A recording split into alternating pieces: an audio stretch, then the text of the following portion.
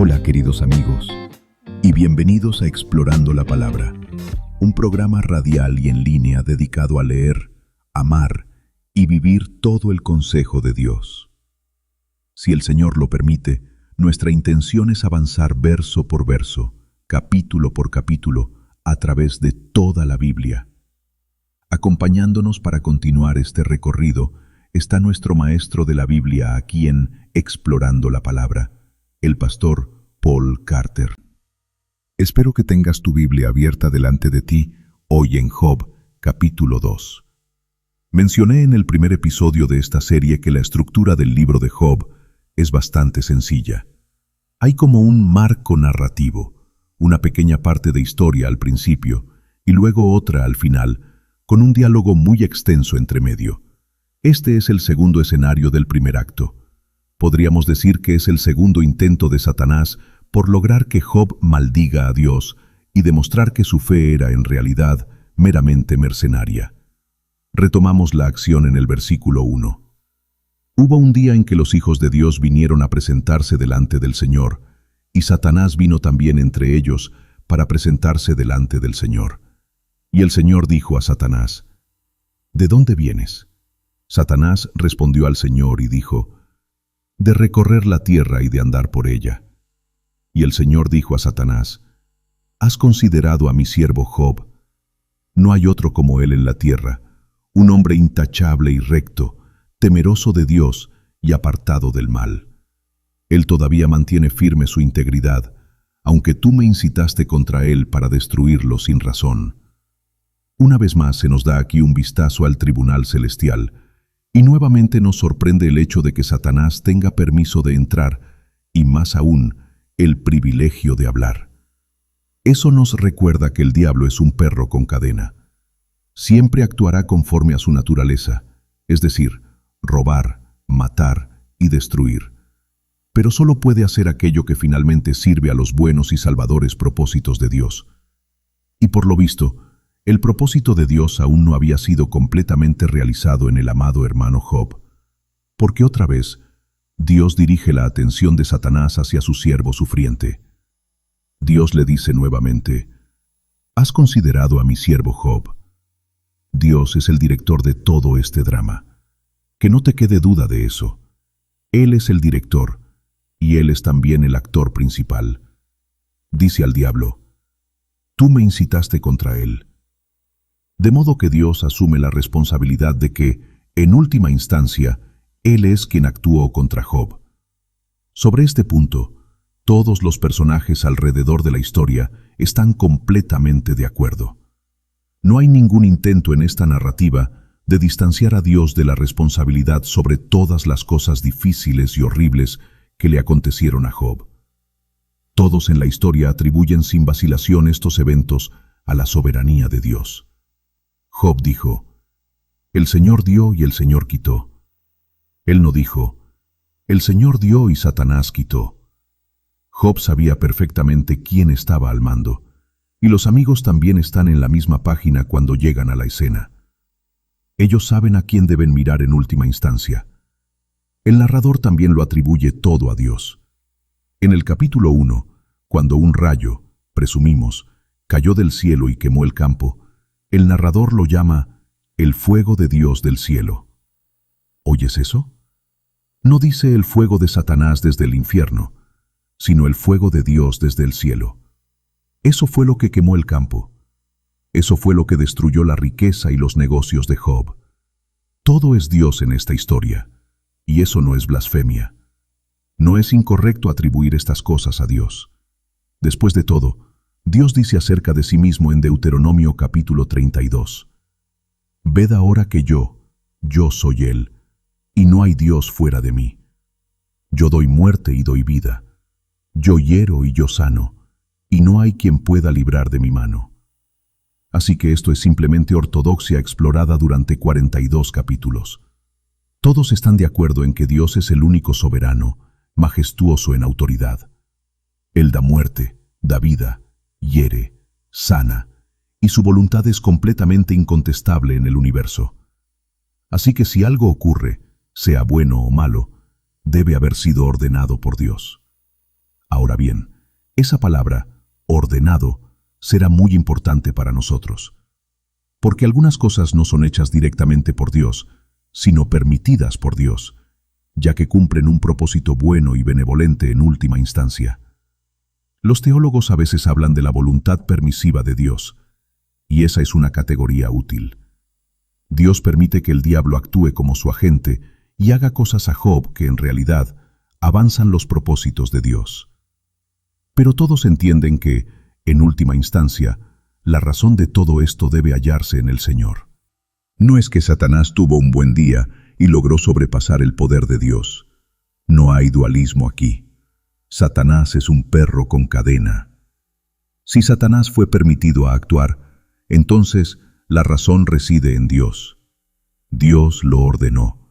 Lo permitió para cumplir ciertos propósitos de su voluntad, conocidos o desconocidos para nosotros. Sé que eso es complicado. Lo entiendo. Pero vale la pena reflexionar sobre ello, porque si fallamos en comprenderlo, podemos caer en distorsiones muy peligrosas en nuestra visión del mundo, nuestra estimación del diablo y, finalmente, incluso en nuestra adoración de Dios.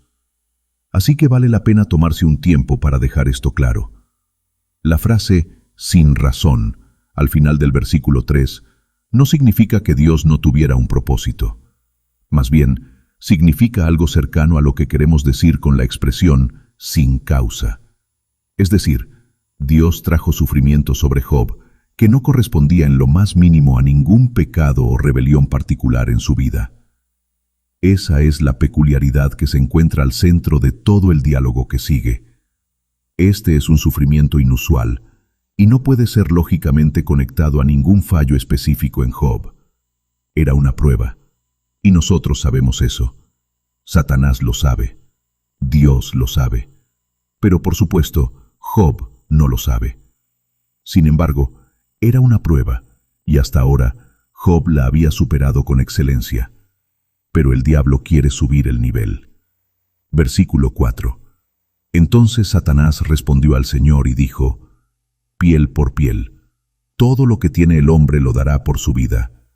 Pero extiende tu mano ahora y toca su hueso y su carne, y verás si no te maldice en tu misma cara.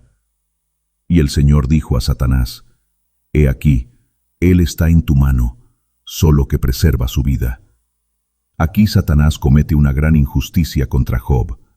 Argumenta que la primera prueba no fue realmente justa, porque según él, Job solo se preocupa por sí mismo, por su riqueza y por sus hijos. Esas cosas, dice Satanás, son externas al hombre. Pero tócalo a él, quítale su salud, y te maldecirá en tu cara. Es algo horrible de decir, y revela mucho más acerca del diablo que acerca de Job. Ser humano significa tener la capacidad de amar. Ser padre significa conocer esa capacidad instintivamente. Pregúntale a cualquier padre y te dirá que estaría dispuesto a entregar su propia vida si con ello pudiera salvar la vida de sus hijos. Gustosamente, con gozo, con canto. ¿Entregaría yo mi vida si con eso pudiera garantizar la vida y salvación de mis hijos? Por supuesto. Pero el diablo no sabe eso. Él no es padre. Jesús dice que él es el padre de mentira, y nada más. Así que acusa a Job de preocuparse solo por sí mismo. Y Dios quiere demostrarle al diablo, y al universo entero, que eso es falso. Dios quiere vindicar a Job. Quiere dejar claro que los seres humanos pueden amar a Dios, no solo por los dones que Él da. Por eso permite que la prueba vaya a una ronda más. Dice al diablo: Él está en tu mano, solo preserva su vida. Puedes tocar su salud, pero no puedes matarlo, porque eso le robaría la oportunidad a Job de demostrar que el diablo está equivocado. Así que la cadena de Satanás se alarga una vez más. Y por supuesto, Job no tiene idea de que todo esto está sucediendo. Nunca lo sabe. Y eso es una parte enorme de la lección del libro. David Atkinson dice aquí algo profundamente pastoral. Hay un mundo oculto de propósitos divinos del cual solo conocemos una parte. La fe es aprender a confiar en Dios en la oscuridad. ¡Qué buena frase! me ha sido de tanta ayuda y espero que también lo sea para ti. Versículo 7. Entonces Satanás salió de la presencia del Señor e hirió a Job con llagas dolorosas desde la planta del pie hasta la coronilla de la cabeza. Y Job tomó un pedazo de cerámica rota para rascarse mientras estaba sentado entre las cenizas. No sabemos exactamente qué enfermedad era esta, pero sí sabemos que era terrible, dolorosa, repugnante e insoportablemente pruriginosa. Job incluso comienza a rascarse con un pedazo de cerámica rota, lo cual no era útil y probablemente causó que sus llagas se infectaran. De hecho, en Job capítulo 7, versículo 5, él dice: «Mi carne está vestida de gusanos y de costras de polvo. Mi piel se endurece y vuelve a romperse». Parece que tanto rascarse con un trozo sucio de cerámica permitió que gusanos o algún tipo de larvas entraran en sus heridas. Job es ahora prácticamente una masa andante de carne en descomposición. Esto es lo peor que podría ser, lo cual, piensa el diablo, prepara el golpe final. Y aquí llega, en el versículo 9. Entonces su mujer le dijo: «¿Aún conservas tu integridad? Maldice a Dios y muérete». Este es el punto más bajo de toda la historia. Puedes casi imaginar a todos los ángeles en el cielo inclinándose hacia adelante, conteniendo la respiración. Este es el abismo, la oscuridad absoluta. Job lo ha perdido todo en este momento. Su dinero y su riqueza ya no existen. Sus hijos están muertos. Su salud y su fuerza han sido devoradas por enfermedades, infecciones y gusanos. Y ahora, en el momento en que más necesitaba una palabra de consuelo, su propia esposa, su compañera más cercana, le dice que se rinda. Maldice a Dios y muérete. ¡Qué golpe! Un hombre puede resistir contra el mundo entero mientras su esposa siga creyendo en él. Pero aquí está Job, al final de su fuerza, y la única fuente de consuelo que le quedaba, lo abandona. No puedes ganar, Job. Eres muy pequeño. Ríndete. Maldice a Dios. Termina con esto. Versículo 10. Pero él le dijo: «Hablas como hablaría una mujer insensata. ¿Recibiremos de Dios el bien y no recibiremos el mal?». En todo esto, Job no pecó con sus labios. Sí, la segunda ronda también va para Job, igual que la primera. Dios declara a Job el vencedor indiscutible de este encuentro. En todo esto, Job no pecó. No maldijo a Dios. De hecho, dijo quizás la cosa más asombrosa de toda la Biblia: ¿recibiremos de Dios el bien y no recibiremos también el mal? ¿Escuchas eso? Es extraordinario. Francis Anderson comenta magníficamente: tal fe positiva es la piedra mágica que lo transforma todo en oro. Porque cuando lo malo, así como lo bueno, es recibido de la mano de Dios, cada experiencia de la vida se convierte en una ocasión de bendición. Pero el costo es alto. Es más fácil rebajar tu visión de Dios que elevar tu fe a tal altura. Qué bien dicho. Se necesita una visión muy elevada de Dios para recibir todo en tu vida, lo bueno y lo difícil, como un regalo que pasa por su mano. Las cosas buenas deben recibirse con gratitud. Las cosas duras deben recibirse como una invitación a crecer, y si es necesario, a arrepentirse, a confiar más íntimamente en el Señor. Todo proviene de Dios, por tanto, todo es bendición. Esa visión del mundo requiere una visión muy alta de Dios, pero es la correcta, aunque sea poco común. D.A. Carson escribe en la misma línea: nosotros pertenecemos a Dios. Él puede hacer con nosotros lo que Él quiera. Hay algo profundo en nosotros que se revela al ser recordado de esa verdad elemental. Pero verdad es.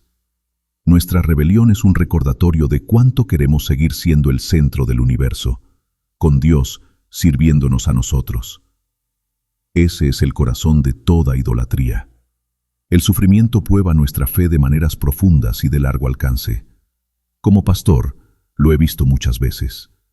He visto personas abandonar la iglesia después de un sufrimiento personal, diciéndome al salir que ya no ven por qué deberían seguir viniendo. No estoy contento con Dios, dicen. No tengo nada que agradecer en este momento.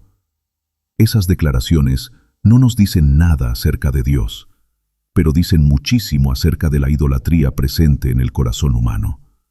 ¿Qué clase de Dios debe una persona imaginar para responder así al sufrimiento? Un Dios que no es más que un sirviente personal, un Dios que debe darnos lo que queremos, cuando lo queremos y en la forma y calidad que exigimos. Ese es un Dios pequeño. No es el Dios de la Biblia, no es el Dios de Job. Job ha pasado la prueba. Las pruebas, en plural. No es un mercenario. Él ama y adora a Dios independientemente de su experiencia presente en esta vida. Y sin embargo, su sufrimiento continúa. Esa es una de las sorpresas de la historia. En Job, capítulo 1, el diablo fue derrotado de manera contundente y desaparece de la historia y nunca es mencionado nuevamente. Su argumento era falso, su premisa defectuosa, sus motivos transparentemente perversos y sus ambiciones gloriosamente frustradas.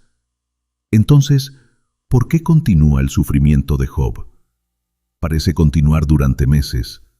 Job dice en Job, capítulo 7, versículo 3, que ha estado en esta condición por meses. ¿Por qué? ¿Qué propósito tiene Dios en prolongar la agonía de Job? Hablaremos de eso con más detalle en el próximo episodio. Pero por ahora, notamos simplemente que sí continúa. Y eso nos permite introducir ahora a los personajes finales de este gran drama. Los amigos de Job llegan para consolarlo. Leemos sobre esto en el versículo 11 y lo que sigue. Cuando los 3 amigos de Job oyeron todo este mal que le había sobrevenido, vinieron cada uno de su lugar: Elifaz el temanita, Bildad el suita y Zofar el naamatita. Mencioné en el primer episodio que Calvino creía que Job vivió en Edom, probablemente como descendiente de Esaú, y vivió en tiempos cercanos a Moisés. Algunas de esas conclusiones se basan en los detalles que recibimos sobre los amigos de Job. Tremper Longman III dice: resulta curioso que Esaú, también llamado Edom, tuviera un hijo llamado Elifaz, y que Elifaz tuviera un hijo llamado Temán. Según Génesis capítulo 36, versículos 10 al 11, la región de Edom, y en particular Temán, era conocida como un centro de sabiduría. Así que podría tener sentido pensar en Job viviendo en Edom, visitado por un tataranieto de Esaú con un nombre común en esa familia. Si ese es el caso, entonces la vida de Job podría haber sido contemporánea con la vida de Moisés. Todo eso es plausible, si bien no demostrable. En cualquier caso, Job era evidentemente una figura muy conocida en la región, y su tragedia se hizo pública, y sus amigos vinieron para consolarlo. El versículo 11 continúa: se pusieron de acuerdo para venir a mostrarle simpatía y consolarlo. Y cuando lo vieron de lejos, no lo reconocieron. Y alzaron su voz, y lloraron, y rasgaron sus mantos y esparcieron polvo sobre sus cabezas hacia el cielo. Y se sentaron con él en tierra durante 7 días y 7 noches, y ninguno hablaba palabra alguna, porque veían que su dolor era muy grande. Una de las razones por las cuales el libro de Job está en la Biblia, no la razón principal, pero sí una razón importante, es ayudarnos a reflexionar sobre cómo debemos relacionarnos con quienes sufren. El libro argumenta fuertemente contra intentar hacer conexiones entre el sufrimiento personal y el pecado personal, pero también manda el ministerio de simpatía y presencia silenciosa. A menudo se dice que lo mejor que hicieron los amigos de Job en toda la historia fue lo que hicieron aquí: sentarse con él en silencio, sin decir una sola palabra, durante 7 días. Francis Anderson dice: ellos fueron verdaderos amigos, trayendo al montón de cenizas de Job la compasión de una presencia silenciosa. Eso no significa que nunca habrá conversación o diálogo en medio del sufrimiento. Por supuesto que habrá. Pero significa que no debe ser lo primero que traemos. Lo primero que debemos traer es simpatía, silencio y presencia. El tiempo para hablar y luchar con las preguntas llegará, como ocurre en la historia. Pero debe llegar a iniciativa del que sufre, como ocurre en esta historia. Gracias por acompañarnos en este episodio de Explorando la Palabra. Que el Señor te bendiga y te fortalezca mientras sigues confiando en Él.